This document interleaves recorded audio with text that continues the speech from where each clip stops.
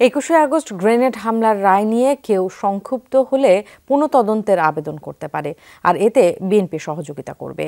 দুপুরে বনানীতে নিজ বাসভবনে সাংবাদিকদের সাথে আলাপকালে একথা জানান বিএনপি স্থায়ী কমিটির সদস্য হাফিজউদ্দিন আহমেদ বীর বিক্রম।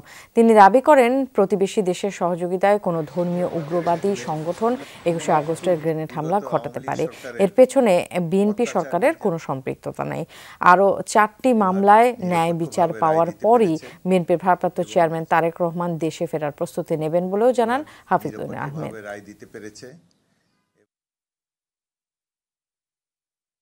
কোনো সংক্ষুব্ধ ব্যক্তি যদি আবেদন করে তাহলে বিচার বিভাগ নিশ্চয়ই এ ব্যাপারে আরো তদন্ত করে দেখবে।